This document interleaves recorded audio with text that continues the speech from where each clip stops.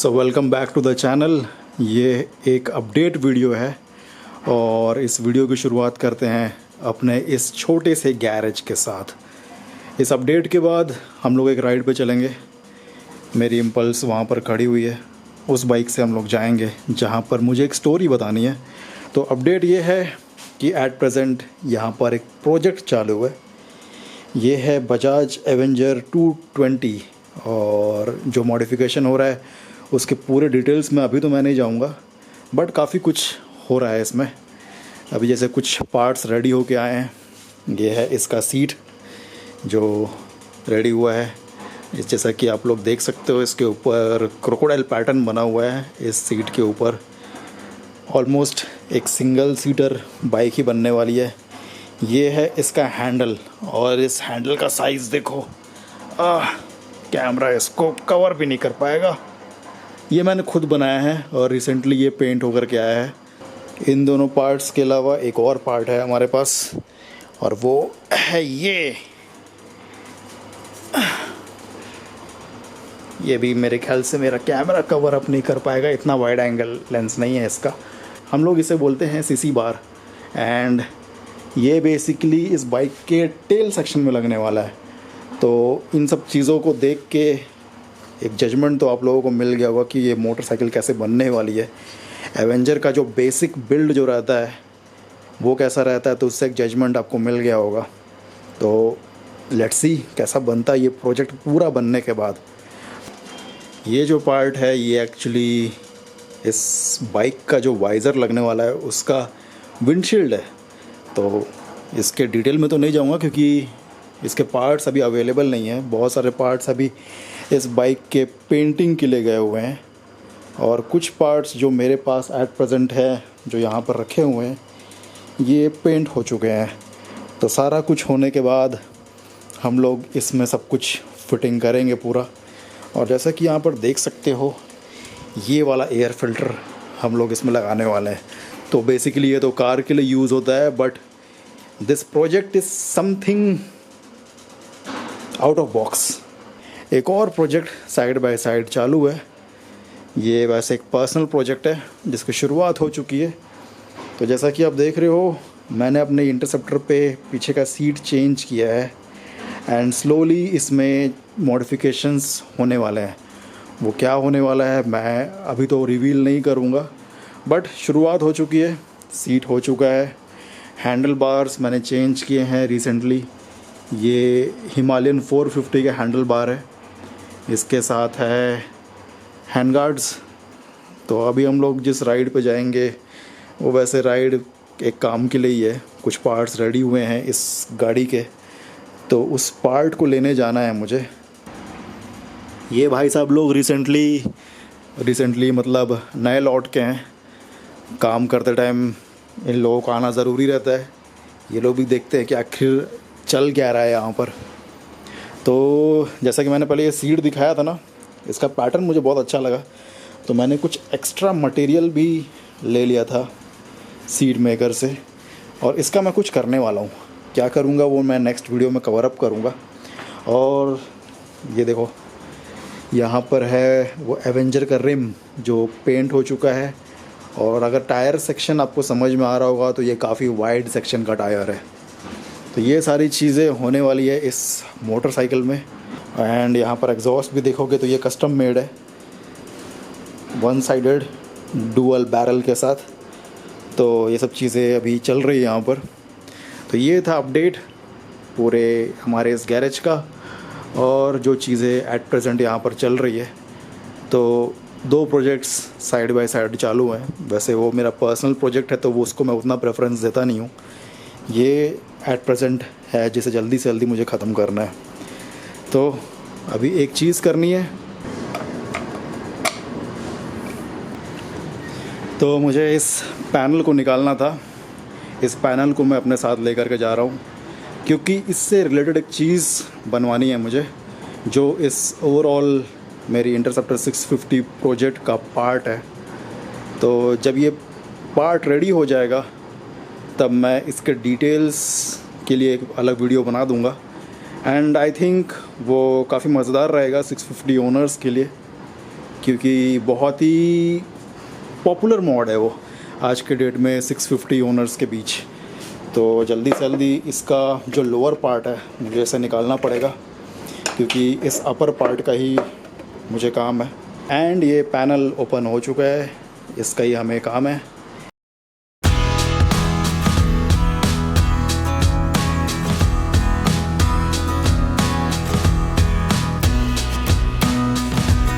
ये बदमाश लोग कहीं पीछा नहीं छोड़ते हैं ना। ये देखो यहाँ पर भी आ गया।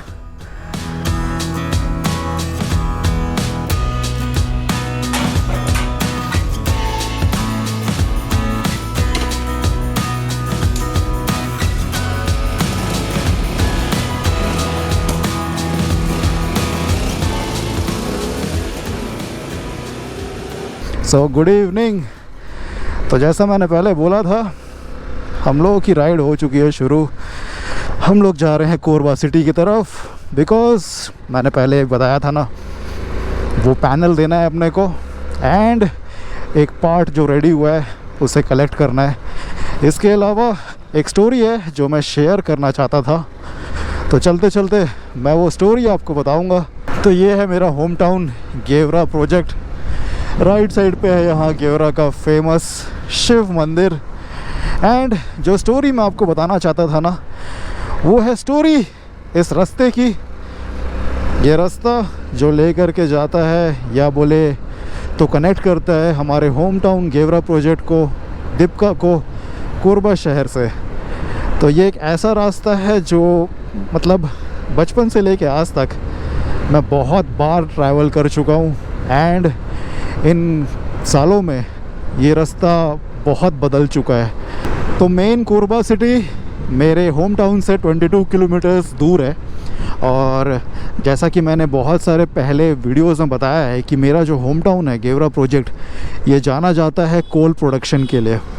कोयले का प्रोडक्शन होता है यहाँ पर, एंड यहाँ से फिर कोयले का जो भी प्रोडक्शन होता है उस कोयले को बाहर भेजा जाता है। एंड रास्ते को देखकर आपको एक अंदाज़ा लग गया होगा, ब्लैक कलर का डस्ट, बहुत ही डस्टी एरिया है हमारा एरिया। और कुछ सालों में क्योंकि यहाँ पर प्रोडक्शन काफ़ी बढ़ा है, तो उसके वजह से यहाँ पर जो कोल डस्ट का इशू है वो भी काफ़ी बढ़ चुका है। तो ये गेवरा प्रोजेक्ट के बहुत सारे एरियाज़ हैं, रेसिडेंशियल एरियाज़ हैं, जहाँ पर इस माइन से रिलेटेड जितने भी डिपार्टमेंट्स हैं उनके एम्प्लॉयज़ रहते हैं। तो जैसे जो डायरेक्टली माइनिंग से जुड़े हुए हैं वो यहाँ पर रहते हैं, डॉक्टर्स, टीचर्स और बाकी जो भी रिलेटेड हैं यहाँ से, वो सब यहाँ के रेसिडेंशियल कॉलोनीज़ में रहते हैं। रोड के लेफ़्ट साइड पे ये जो बिल्डिंग है, ये यहाँ के मेन जो एरिया मैनेजर रहते हैं उनका पूरा ऑफिस है। तो समझ लो एक टाइप से ये हेडक्वार्टर है हमारे गेवरा एरिया का। आगे यहाँ पर है शक्ति नगर, लेफ़्ट साइड में आपको एक एंट्रेंस दिख जाएगा। ये भी पूरा एक रेसिडेंशियल एरिया है जो मेरे घर से, जहाँ से मैं अभी निकला, वहाँ से अराउंड 2 to 3 किलोमीटर्स दूर है।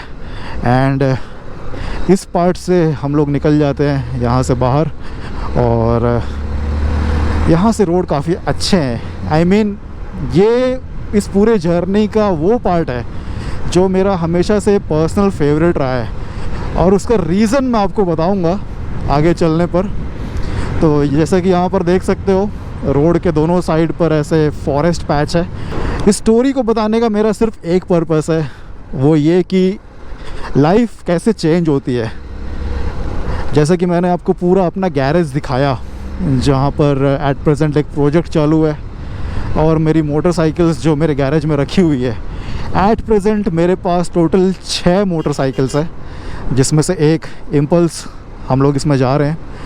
तो स्कूल के टाइम पे 2010 उस टाइम पे मैं कभी बिलीव नहीं किया था, मैंने कभी एक्सपेक्ट नहीं किया था कि मैं इस टाइप की एक लाइफ देखूंगा, जहाँ पर मेरे पास एक प्रोफेशन रहेगा जो मेरे पैशन से रिलेटेड है, जो मेरे इंटरेस्ट से रिलेटेड है, और उस प्रोफेशन की वजह से या फिर जो भी समझ लो उसके वजह से मैं इतना ट्रैवल कर पाऊँगा मोटरसाइकिल से। तो मैंने पहले कहा था ना, मेरा एक काफ़ी फेवरेट पैच है वो ये है, इसे हम लोग बाईपास रोड बोलते हैं यहाँ के लोकल एरिया में, जो हमारे होम टाउन को कनेक्ट करता है कुचेना कुसमुंडा से। एक टाइम पर ये रोड थोड़ा पतला था, बट रिसेंटली कुछ सालों में जैसे ट्रैफिक बढ़ा है तो इस रोड को थोड़ा चौड़ा कर दिया गया है एंड काफ़ी पीसफुल रोड लगता है। अभी एट प्रेजेंट मैं कोरबा की तरफ जा रहा हूँ ना, तो वरना अगर आप उस साइड ट्रैवल करोगे, अपोजिट डायरेक्शन में ट्रैवल करोगे, तो इस रोड पे ना सनसेट बहुत ही सुंदर लगता है। और स्कूल के टाइम पे आपको एक बात बताऊँ, ये सब आपको अभी ये सब घर और ये सब दिख रहे होंगे, ये सब कुछ भी नहीं था, पूरा एक फ्लैट लैंडस्केप था। तो मुझे आज भी याद है 2010 के टाइम पे मुझे अपना फर्स्ट मोबाइल फ़ोन मिला था। वो था एक नोकिया का 6303 क्लासिक बटन फ़ोन हुआ करता था, 3.2 मेगापिक्सल कैमरा था उसका, 15 FPS पे वो शूट करता था and I think 480p maximum resolution था उस फ़ोन का शूट करने का। तो आप इमेजिन कर रहे हो, हम लोग उस जनरेशन को बिलोंग करते हैं जिन लोगों ने ट्रांजिशन देखा है, बटन फ़ोन्स जहाँ पे हम लोगों ने बेसिक इंटरनेट यूज़ किया, और आज के डेट में आप देखोगे तो 5G तक हम लोग पहुँच चुके हैं। उसके अलावा 480p उस फ़ोन के वीडियो की क्वालिटी की अगर मैं बात करूं तो पूछो मत। तो उस टाइम पे मैंने कभी एक्सपेक्ट नहीं किया था कि इस टाइप के वीडियोस हम लोग कभी क्रिएट कर पाएंगे। तो इसीलिए ना मैंने जैसे पहले बोला कि अगर आप एक रोड पे बहुत फ्रीक्वेंटली ट्रैवल करते हो तो कहीं ना कहीं वो चीज़ आपको स्ट्राइक करती है कि इन सालों में लाइफ कैसे चेंज हुई है। मैं अपने आप को कंटेंट क्रिएटर नहीं बोलता, कभी कभी मुझे अच्छा लगता है या मुझे फील होता है कि मुझे कुछ बनाना चाहिए तो मैं बना लेता हूँ। बाकी देखा जाए तो मेरा मेन प्रोफेशन मोटरसाइकिल्स बनाना ही है। वीडियो मेकिंग एक्चुअली मैंने स्टार्ट किया था एक टाइप से अपनी स्टोरी को प्रेजेंट करने के लिए। मुझे अच्छा तो लगता है फोटोग्राफी और वीडियोस बनाना, मुझे अच्छा तो लगता है। मेरा फर्स्ट फ़ोन जो था नोकिया 6303 क्लासिक, मुझे आज भी याद है जब हम लोग ट्रैवल करते थे ना इस रूट पे घर जाते समय, और वो जो सनसेट जिसके बारे में मैं आपको बता रहा था, वो जब भी दिखता था ना तो मैं कैसे डेस्परेटली अपने उस फ़ोन में रिकॉर्ड करने का ट्राई करता था। ट्राई करने का क्या बात बोल रहा हूँ मैं समझ नहीं आ रहा, मैं उस पर रिकॉर्ड करता था। इस लाइन में जिसे आप मोटो व्लॉगिंग बोलते हो आज के डेट में, उस लाइन में कंपटीशन वाली बात आ गई है। Views, likes, number of subscribers, ये सारी चीज़ें फैक्टर्स आ गई हैं। तो कहीं ना कहीं बहुत सारे लोग अपनी स्टोरी को नेगलेक्ट कर देते हैं। तो ये मेरी स्टोरी का एक पार्ट है, ये रास्ता मेरी स्टोरी का पार्ट है। इस छोटी सी जगह से मैंने अपनी शुरुआत की थी जहाँ मेरा स्कूलिंग हुआ। उसके बाद मैं कॉलेज के लिए रत्नागिरी गया। रत्नागिरी में 2014 के बाद जब मेरा कॉलेज ख़त्म हुआ तब मैं वहाँ पर कोल्हापुर में अपने फ्रेंड के साथ, कॉलेज फ्रेंड के साथ हम लोगों ने स्टार्टअप किया मोटरसाइकिल मॉडिफिकेशन, कस्टम मोटरसाइकिल्स का। एंड ये पार्ट देखो, ये अंडर कंस्ट्रक्शन है, यहाँ पर कुछ काम चल रहा है। एंड क्योंकि मैं अपनी इम्पल्स राइड कर रहा हूँ तो हमेशा जब मैं इस पार्ट पे पहुँचता हूँ मुझे बहुत मज़ा आता है। बाकी लोग सोचते होंगे कि क्या आदमी है भाई ये।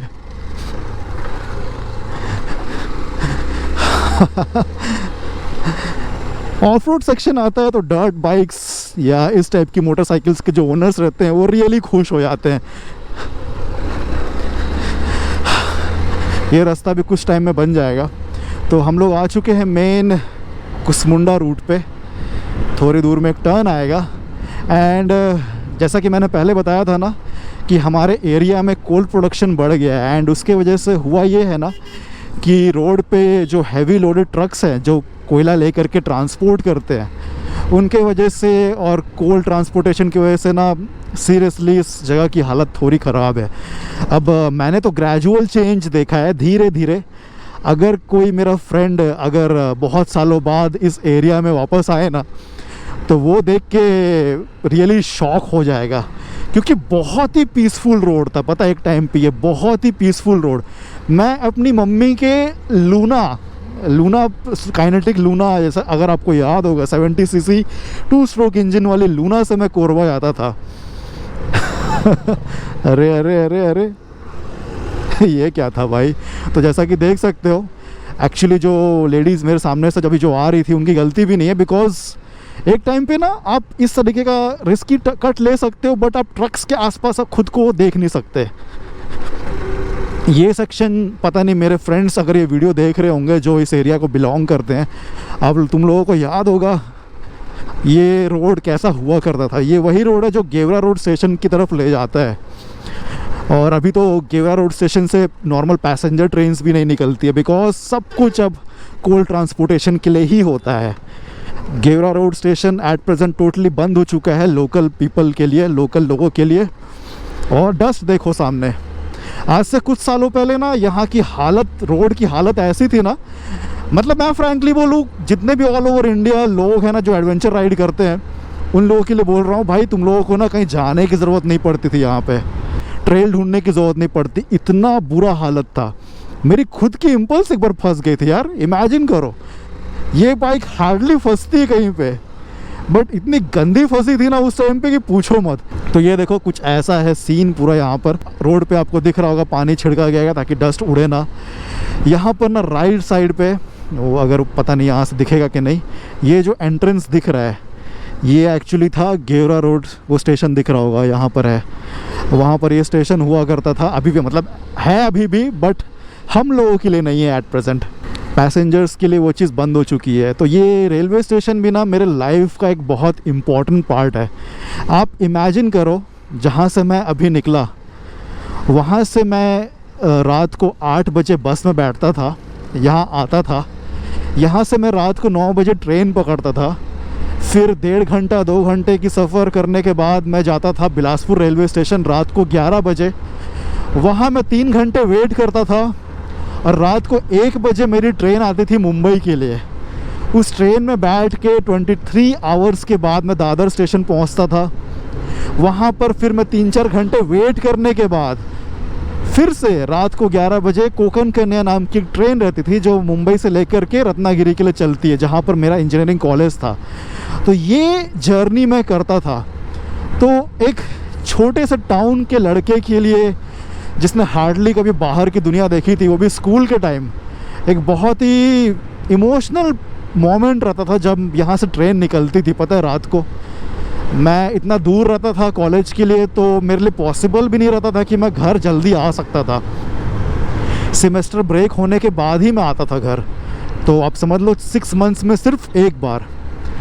तो बहुत ही इमोशनल पार्ट था मेरे वो लाइफ का, बट एट प्रेजेंट वो स्टेशन बंद हो चुका है। इस एरिया में जो लोग रहा करते थे, जो इस एरिया को छोड़ चुके हैं, तो शायद आपको याद होगा ये सिंगल लेन रोड हुआ करता था, बट अभी इस तरीके का रोड हो चुका है यहाँ पर, और इस तरीके के ट्रक्स यहाँ पर चलते हैं। तो बहुत ही देख कर इनको डील करना पड़ता है, इनको ओवरटेक करना रहता है।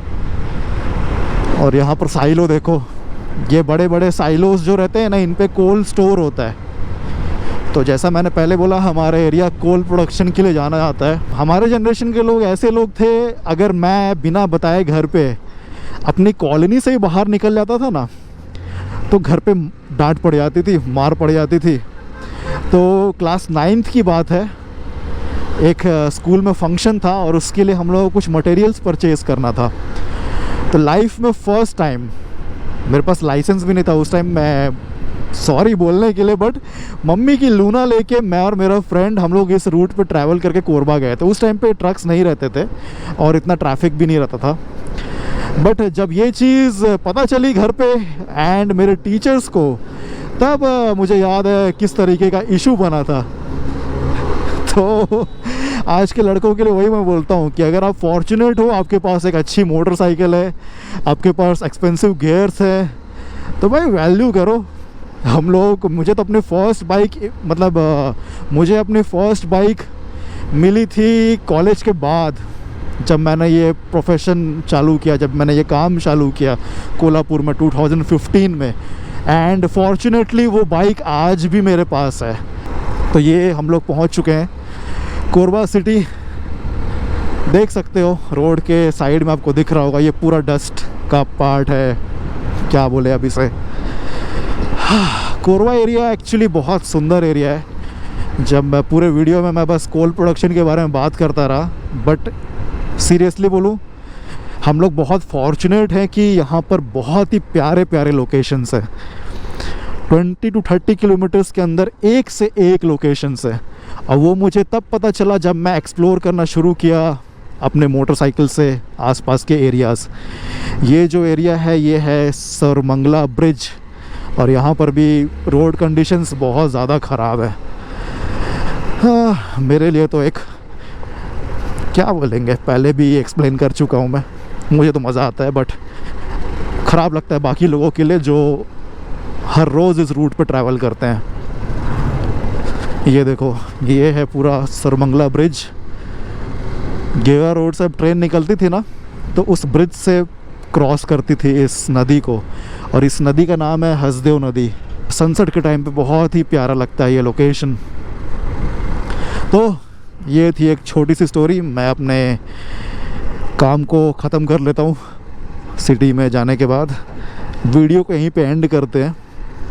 मैं एक स्पॉट ढूंढता हूँ, या एक चीज़ मेरे दिमाग में आई, वीडियो यहाँ ख़त्म नहीं करते हैं। एक चीज़ मुझे दिख रही है जो मैं बहुत टाइम से करना चाहता था, तो आज उस चीज़ को हम लोग करेंगे। तो चलते हैं नीचे। यहाँ मैं हमेशा से जाना चाहता था बट कभी हो नहीं पाता था। वाओ सुंदर लग रहा है। और यही रीज़न है ना, मुझे अपनी इम्पल्स बहुत ज़्यादा पसंद है। बिकॉज़ ये बाइक से मुझे डर नहीं लगता है कहीं पर भी जाने पर। कहीं भी ले जाओ, कहीं भी कुदा दो, बोलो कहाँ तक लेके चलूँ आप लोगों को।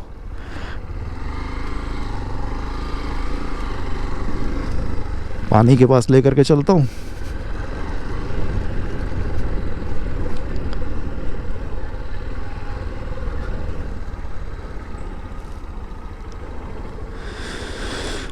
तो ये है सरमंगला ब्रिज कोरबा का।